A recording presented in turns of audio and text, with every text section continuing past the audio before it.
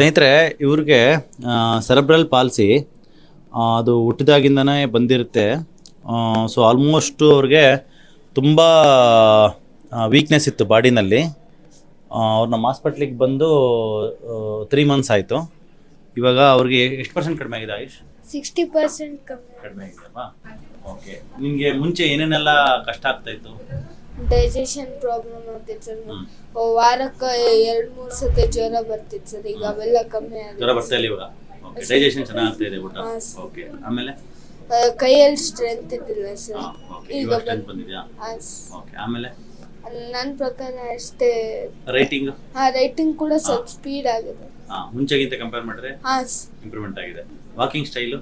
Walking style ಸ್ವಲ್ಪ improve ಆಗಿದೆ. Improvement ಆಗಿದೆ. ಇನ್ನೂ ಇಂಪ್ರೂವ್ಮೆಂಟ್ ಆಗಬೇಕು. ನಿಮ್ಮ ಪ್ರಕಾರ ಟೋಟಲ್ ಹೋದ ಸರಿ ಎಷ್ಟು ಪರ್ಸೆಂಟ್ ಇಂಪ್ರೂವ್ಮೆಂಟ್ ಆಗಿತ್ತು? ಒಂದು 40 ಇತ್ತು. ಬಟ್ ಇವತ್ತು 60 ಇದೆ. ಸೊ ಎವ್ರಿ ವಿಸಿಟ್ ಅಲ್ಲಿ ಇಂಪ್ರೂವ್ಮೆಂಟ್ ಆಗ್ತಾ ಇದೆ.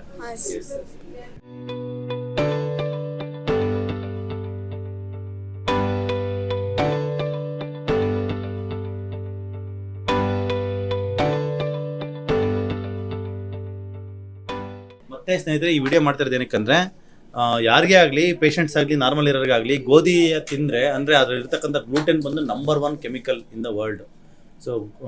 ಸೊ ಅದು ನಾರ್ಮಲ್ ಇರೋರಿಗೆ ಗೊತ್ತಾಗಲ್ಲ. ಅದು ಬಾಡಿ ಫೈಟ್ ಮಾಡುತ್ತೆ, ಅದ್ರ ಎಫೆಕ್ಟ್ ಆಗುತ್ತೆ, ಬಟ್ ಫೈಟ್ ಮಾಡುತ್ತೆ. ಹಂಗಾಗಿ ಅದೇನು ಅಷ್ಟೊಂದು ನಿಮ್ಗೆ ಎಫೆಕ್ಟ್ ಅನ್ಸಲ್ಲ. ಆಲ್ರೆಡಿ ಬಾಡಿ ವೀಕ್ ಇರೋಂಥವ್ರಿಗೆ, ನೋವಿರೋಂಥವ್ರಿಗೆ ತಿಂದ ತಕ್ಷಣ ಇಮಿಡಿಯೇಟ್ ಆಗಿ ಅದು ರಿಯಾಕ್ಷನ್ ಮಾಡುತ್ತೆ. ಸೊ ಅದಕ್ಕೆ ಆಯುಷ್ ಏನಾಯ್ತು? ಆಯುಷ್ ನಿಮ್ಗೆ ಅವತ್ತು ಗೋಧಿ ತಿಂದಾಗ ಏನಾಯ್ತು? ಇಮಿಡಿಯೇಟ್ಲಿ ಯಾವತ್ತು ತಿಂದಿದ್ದು? 2 ವೀಕ್ಸ್ ಮುಂಚೆ. ತಿಂದ ತಕ್ಷಣ ನಂಗೆ ಒಂಥರ ಮಬ್ಬು ಸ್ಟಾರ್ಟ್ ಆಗಿ ವಾಂತಿ ಬರಂಗಾಯ್ತು. ಆಮೇಲೆ ಇಮಿಡಿಯೇಟ್ಲಿ ಒಂದು 3 hours ಮಲ್ಕೊಂಡ್ಬಿಟ್ಟೆ. ಎಚ್ಚರನೇ ಇದ್ದಿದ್ದು. ಮತ್ತೆ ಊತ ಬಂದಿತ್ತ? ಕಣ್ಣೆಲ್ಲ ಕಡೆಲ್ಲ ಊತ ಬಂದಿತ್ತು.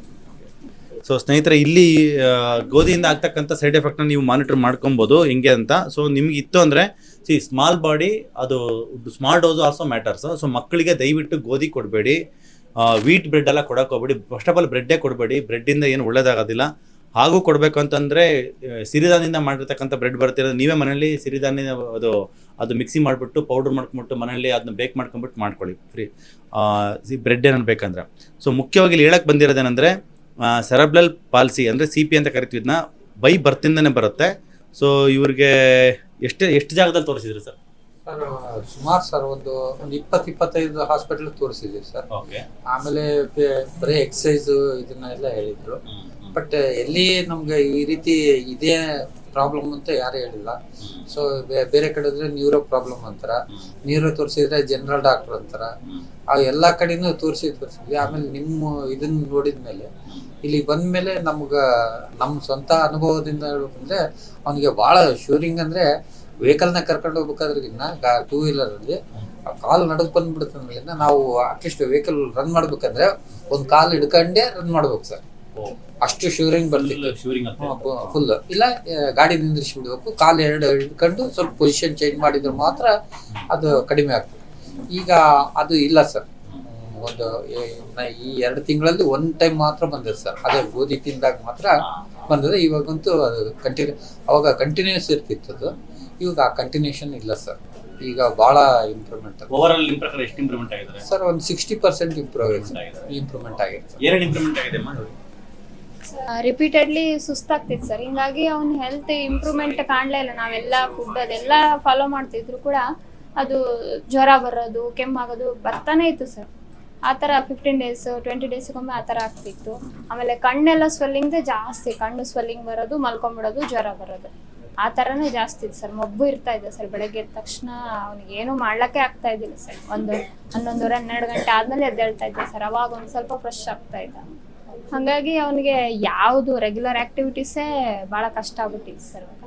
ಈಗ ಬೆಟರ್ ಸರ್, ಬೆಸ್ಟ್. ಆಲ್ಮೋಸ್ಟ್ ಒಂದು 14-15 ವರ್ಷದಿಂದ ನೀವು ನೋಡ್ಕೊಂತ ಬಂದಿದ್ದೀರಲ್ವಾ? ಅಲ್ಲಿ ಅವಾಗೇನು ಈ ತರ ಸಿಂಪ್ಟಮ್ಸ್ ಪ್ರಾಬ್ಲಮ್ಸ್ ಏನು ಕಂಡಿಲ್ಲ. ಲಾಸ್ಟ್ ಏಪ್ರಿಲ್ ಮೇ ಇಂದ ಸ್ಟಾರ್ಟ್ ಆಯ್ತು ಸರ್. ಮುಂಚೆ ರೆಗ್ಯುಲರ್ ಚೆನ್ನಾಗಿ ಆಕ್ಟಿವ್ ಆಗೇ ಇರ್ತಾ ಇದ್ದೆ ಸರ್. ನಡೆಯೋದೊಂದೇ ಪ್ರಾಬ್ಲಮ್ ಇತ್ತು, ಟೈಟ್ನೆಸ್ ಎಲ್ಲ ಇತ್ತು ಅಷ್ಟೇ. CP ಚೈಲ್ಡ್ ಅಂತ ಹೇಳಿ ಅಷ್ಟು ಸಮಸ್ಯೆ ಇದ್ದಿಲ್ಲ ಸರ್. ಎಕ್ಸ್ಟ್ರಾ ಸಮಸ್ಯೆಗಳು ಸ್ಟಾರ್ಟ್ ಆಯ್ತು ಸರ್. ನೀವು ಹೆಂಗ್ ಡೀಲ್ ಮಾಡ್ತಾ ಇದ್ದೀರಾ ಆ ಸಮಸ್ಯೆಗೆ? ಹೆಂಗೆ ಹ್ಯಾಂಡಲ್ ಅದು ಮಾಡ್ತೀರಾ? ಸರ್ ಫಸ್ಟ್ ಪೀಡಿಯಾಟ್ರಿಷಿಯನ್ ಹತ್ರ ಹೋದ್ವಿ. ಅವರು ಮತ್ತೆ ಜ್ವರಕ್ಕೆ ಏನಾದರೂ ಬರ್ಬೋದು ಅಂತ ಹೇಳಿ ಆಂಟಿಬಯೋಟಿಕ್ಸ್ ಎಲ್ಲ ಜ್ವರ ಬಂದಾಗ ಅದೆಲ್ಲ ಕೊಡ್ತಾ ಇದ್ರು. ಆದರೂ ಕೂಡ ಕಡಿಮೆ ಆಗಲಿಲ್ಲ ಸರ್. ಆಮೇಲೆ ENT ಹತ್ರ ಹೋದ್ವಿ, ಏನಾದರೂ ಸಮಸ್ಯೆ ಇರ್ಬೋದಾ ಅಂತ. ಕಣ್ಣಿನ ಡಾಕ್ಟರ್ ಹತ್ರ ಹೋದ್ವಿ ಸರ್, ಅಲ್ಲಿ ಕೂಡ ಇಲ್ಲ. ಆಮೇಲೆ ಕಾಲು ಶಿವರಿಂಗ್ ಬಂದ ತಕ್ಷಣ ನ್ಯೂರೋ ಸರ್ ಹತ್ರ ಹೋದ್ವಿ. ಅವರು ಕೂಡ ಮತ್ತೆ ಒಂದು ಮೆಡಿಸಿನ್ ಕೊಟ್ಟಿದ್ರು ಸರ್. ಆಮೇಲೆ ಅದು ಸ್ಟಾಪ್ ಮಾಡಿದ್ರು ಸರ್. ಅದು ಕಡಿಮೆ ಆಗ್ತಾ ಬಂತು ಸರ್. ಯಾವಾಗ ಡಯಟ್ ಎಲ್ಲ ಫಾಲೋ ಮಾಡಿದ್ವಲ್ಲ ಸರ್, ಅದೆಲ್ಲ ಕಡಿಮೆ ಆಯ್ತು. ಶಿವರಿಂಗು, ಕಣ್ಣು ಸ್ವೆಲ್ಲಿಂಗ್ ಎಲ್ಲ ಕಡಿಮೆ ಆದ ತಕ್ಷಣ ನ್ಯೂರೋಗೆ ಹೋದಾಗ ಅವರು ಕಡಿಮೆ ಆಗಿದೆ ಅಲ್ಲ ಅಂತ ಹೇಳಿ ಸ್ಟಾಪ್ ಮಾಡಿದ್ರು ಸರ್ ಅವರು. ಐ ಮೀನ್ ಅಲ್ಲ, ಅದು ಶಿವರಿಂಗ್ ಪ್ಲಸ್ ಕಣ್ಣೂತ ಅದೆಲ್ಲ ಕಡಿಮೆ ಆಗಿದೆ ಯಾವಾಗಿಂದ ನಿಮ್ಗೆ? ಇಲ್ಲಿಗೆ ಬಂದ್ಮೇಲಿಂದಲೇ ಕಡಿಮೆ ಆಯ್ತು. ನವೆಂಬರ್ ಇಂದ? ಹೌದು. ಮುಂಚೆ ಹಾಗೆ ಇತ್ತು? ಮುಂಚೆ ಹಾಗೆ ಇರ್ತಿತ್ತು ಸರ್. ಅದು ಮಲ್ಕೊಂಡ್ರಾಗಿನ ರಾತ್ರಿ ಮಲ್ಕೊಂಡು ಬೆಳಿಗ್ಗೆ ಎದ್ರು ಒಂದ್ 5 ನಿಮಿಷ ಎದ್ದೇಳ್ತಿದ್ದ. ಕಣ್ಣು ಬಿಡ್ಬೇಕಂದ್ರೆ ಅವ್ನ ಕಣ್ಣಿಗೆ ತೆಕ್ಕಂಡ್ ನೋಡ್ತಿದ್ದ. ಮೂವ್ಮೆಂಟ್ ಬರ್ತಾ ಇಲ್ಲ, Swell ಆಗಿ- ಪ್ಯಾಸಿವ್ ಮೂವ್ಮೆಂಟ್ ಮಾಡ್ಬೇಕು. ಹೌದು. ಓಕೆ. ಆಮೇಲೆ ಮತ್ತೆ ಮಲಿಗೆ ಒಂದ್ ಸ್ವಲ್ಪ ಏನಂತ ತಿನ್ಸಿದ್ರೆ 12:30 ತನಕ ಮಲಿಗೆ 12 ಗಂಟೆ ಆದ್ಮೇಲೆ ಸ್ವಲ್ಪ ಫ್ರೆಶ್ ಆಕ್ಟಿವ್ನೆಸ್ ಬರ್ತದೆ. ಆಕ್ಟಿವ್ನೆಸ್ ಬರ್ತಿತ್ತು. ಈಗ ನಾವೇನ್ ನೀವು ಹೇಳಿ ಡಯಟ್ ಏನ್ ಹೇಳಿದ್ರಿ ಅದನ್ನು ಫುಲ್ ಮನೆಗೆ ಫಾಲೋ ಮಾಡ್ತಿದ್ವಿ ಸರ್. ಅದರಿಂದ ಬಹಳ ಇಂಪ್ರೂವ್ಮೆಂಟ್ ಅದ ಸರ್. ಅವನೊಂದೆಲ್ಲ ನಾವು ಎಲ್ಲರೂ ಅದೇ ಡಯಟ್ ಎಲ್ಲರೂ ಒಂದೇ ಮಾಡ್ಬಿಟ್ಟಿವಿ ಸರ್. ಆಬ್ವಿಯಸ್ಲಿ ಅದೇ ಆಕ್ಚುಲಿ ಅದೇ ನಾರ್ಮಲ್ ಫುಡ್. ನಾವು ಇಷ್ಟು ತಿಂತಿದ್ದು ಅಬ್ನಾರ್ಮಲ್ ಫುಡ್, ಬಟ್ ನಾರ್ಮಲ್ ಅನ್ಕೊಂಡು ತಿಂತಿದ್ವಿ. ಯಾಕಂದ್ರೆ ನಮಗೆ ಅದು ಟ್ರೈನಿಂಗ್ ಮಾಡಿಲ್ಲ, ಬ್ರೈನ್ ವಾಶ್ ಮಾಡಿದ್ರು. ಬಟ್ ಇವಾಗ ನಾರ್ಮಲ್ ಆಗಿದೆ.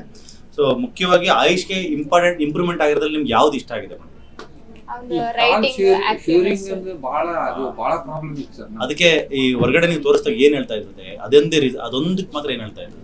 ಅಂದ್ರೆ ಮಸಲ್ಸ್ ಅವ್ನಿಗೆ ಇದೆಲ್ಲ CP ಚೈಲ್ಡ್ ಅಲ್ಲ, ಆ ತರ ಬರೋ ಚಾನ್ಸಸ್ ಇರ್ತದೆ. ಕಾಲಲ್ಲಿ ಮಸಲ್ಸ್ ಟೈಟ್ನೆಸ್ ಜಾಸ್ತಿ ಆಗ್ತದಲ್ಲ, ಆ ತರ ಆದಾಗ ಬರ್ಬೋದು ಅಂತ ಹೇಳ್ತಾ ಇದ್ದೀನಿ ಸರ್. Okay okay. ಸರ್, ಅದೊಂದೇ ಸಿವಿಯರ್ ಆಗಿತ್ತು. ಅದೊಂದು ಕಣ್ಣದ ಸ್ವೆಲ್ಲಿಂಗ್ ಸರ್. ಕಣ್ಣು ಸ್ವೆಲ್ಲಿಂಗ್, ಕಾಲು ಶಿವರಿಂಗ್, ತಲೆನೋವು ಅಂತ ಇದೆ ಸರ್. ಆಮೇಲೆ ಅದು ಟ್ಯಾಬ್ಲೆಟ್ ಪ್ರಿಫರ್ ಮಾಡಿ ಸರ್ ನ್ಯೂರೋ ಸರ್ ಅವರು. ಆಮೇಲೆ ಕಡಿಮೆ ಆದ್ಮೇಲೆ ಮತ್ತೆ ತೆಗೆದುಬಿಟ್ರೆ ಸರ್. ಸರ್ ಬಟ್ ಶಿವರಿಂಗ್ ಹಾಗೆ ಇತ್ತು. ಶಿವರಿಂಗ್ ಆಗಿ ಶಿವರಿಂಗ್ ಏನು ಟ್ರೀಟ್ಮೆಂಟ್ ಆಗಿಲ್ಲ? ಇಲ್ಲ ಸರ್. ಬ್ಯಾಕ್ಲೋಫಿನ್ ಕೊಡ್ತೀವಿ ಅಂದ್ರೆ ಸರ್, ಬಟ್ ಬ್ಯಾಕ್ಲೋಫಿನ್ ಅಲರ್ಜಿ ಬ್ಯಾಕ್ಲೋಫಿನ್ ಎಷ್ಟು ದಿನ ಇಲ್ಲ ಸರ್. ನಾವು ಕೊಳ್ಳೇ ಇಲ್ಲ. ಕೊಟ್ಟಿದ್ವಿ ಸರ್ ತಿರುಪತಿಯಲ್ಲಿ ತೋರಿಸಿದಾಗ. ಅವಾಗ 2-3 ಇಯರ್ಸ್ ಬ್ಯಾಕ್ ಕೊಟ್ಟಿದ್ವಿ. ಆಗ್ಬಿಟ್ಟು ಮತ್ತೆ ಹಾಸ್ಪಿಟಲ್ಗೆ ಹೋಗಿ ಒಂದು ಇಂಜೆಕ್ಷನ್ ಮಾಡ್ಕೊಂಡು ಒಂದ್ ಡೇ ಎಲ್ಲ ಅಲ್ಲಿ ಇದ್ದು ತೋರ್ಸ್ಕೊಂಡ್ ಬಂದ್ವಿ ಸರ್. ಅವತ್ತಿಂದ ಕಂಪ್ಲೀಟ್ ಬಿಟ್ಟು ಅಲ್ಲಿಂದ ಬ್ಯಾಕ್ಲೋಫಿನ್ ಇಲ್ಲ. ಶಿವರಿಂಗಿಗೂ ಬ್ಯಾಕ್ಲೋಫಿನ್ ಅಂದ್ರು ಮತ್ತೆ ಅಲರ್ಜಿ ಅಂತ ಅಡ್ವೈಸ್ ಮಾಡ್ಲಿಲ್ಲ ಸರ್. ಸರ್ ನಾವು ಹೇಳಿದ್ವಿ ಹಿಂಗೆ ಅಲರ್ಜಿ ಇದೆ ಸರ್ ಅಂತ ಹೇಳೋದ್ರಿಂದ. ಸೊ ನಾಳೆಯಿಂದ ಏನ್ ಮಾಡ್ಬೇಕಂದ್ರೆ ಎಕ್ಸರ್ಸೈಸ್ ಮಾಡ್ಬೇಕು. ನಾನು ನೀವು ವಿಂಡೋ ಹಿಡ್ಕೊಂಬಿಟ್ಟು ಇವಾಗ ಮಾಡಿದ್ರೆ ನಿಮಗೆ ಒಂದ್ಸರಿ ತೋರಿಸ್ತೀನಿ. ನನ್ನ ಕೈ ಹಿಡ್ಕೊಂಬಿಡು, ನನ್ನ ಕೈ ಹಿಡ್ಕೊಂಬಿಟ್ಟಾರು ಮಾಡು, ಇಲ್ಲ ಅಲ್ಲಿ ಕುತ್ಕೊಂಬಿಟ್ಟಾರು. ಎಸ್, ಕುತ್ಕೊಳ್ಳೋದು ಎದ್ದಾಳು. ಎಸ್ ಎಸ್, ಆ ಥರ ಈ ಥರ ಎಕ್ಸರ್ಸೈಸ್ ಮಾಡ್ಬೇಕು. ಕೈ ಹಿಡ್ಕೊಬೇಡ, ಹಂಗೆ ಮಾಡಿ ಡೈರೆಕ್ಟ್ ನೋಡೋಣ. ಎದ್ದೇಳಕ್ಕಾಗತ್ತೆ ನಾವು ಟ್ರೈ ಮಾಡಿ. ಸ್ವಲ್ಪ ಸಪೋರ್ಟ್ ತಗೋ. ಹಾಂ ಎದ್ದೇಳು. ಎಸ್, ಫುಲ್ ನಿಂತ್ಕೊ. ಫುಲ್ ಸ್ಟ್ರೈಟ್ ಆಗ್ಬೇಕು ಬಾಡಿ. ಕೂತ್ಕೊ. ಎಸ್, ಫುಲ್ ನಿಂತ್ಕೊಳ್ಳೋದು. ಎಸ್, ಕಾಲ್ ಫುಲ್ ಊರಕ್ಕೆ ಟ್ರೈ ಮಾಡು. ಇವುಡಿನ ಸ್ಟಾರ್ಟ್ ನಿಂತ್ಕೊಂಡಾಗ. ಎಸ್, ಕೂತ್ಕೊ. ಎಸ್, ಎದು. ಎಸ್, ಸ್ವಲ್ಪ ಇದೊಂದು.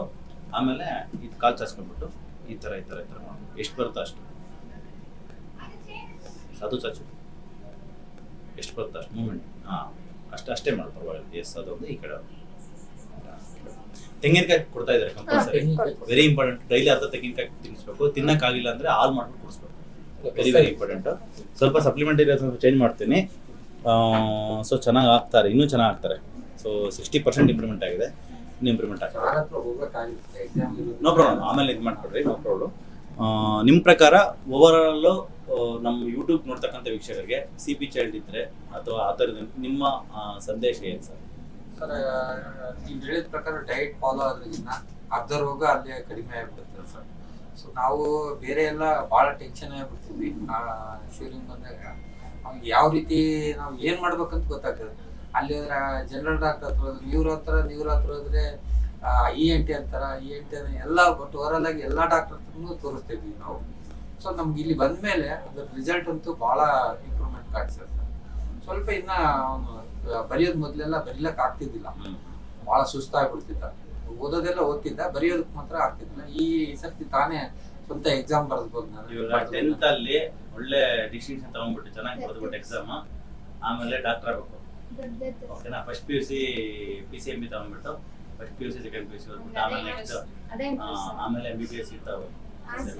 ಆಗತ್ತೆ, ಕಷ್ಟಪಟ್ಟರೆ ಆಗತ್ತೆ. ಯಾಕಂದ್ರೆ ಮಂಡ್ಯದಲ್ಲಿ ನಮ್ಮ ಕಸಿನ್ ಬ್ರದರ್ ಒಬ್ರು ಇದ್ದಾರೆ, ಅವರ ಬ್ಯಾಚ್ಮೇಟೇನೆ IAS ಆಫೀಸರ್. ಅವ್ರಿಗೆ ಒಂದು ಕೈಯೇ ಇಲ್ಲ. ಯೂಟ್ಯೂಬಲ್ಲೆಲ್ಲ ಇದೆ, ಗೂಗಲಲ್ಲಿದೆ, ನೋಡಿ ಅವ್ರ ಹೆಸರು. ಸೊ ಕೈ ಇಲ್ಲ, ಬಟ್ ಅವರು ಛಲದಿಂದ ಓದಿ ಈಸ್ ಎ IAS ಆಫೀಸರ್ ಇವತ್ತು.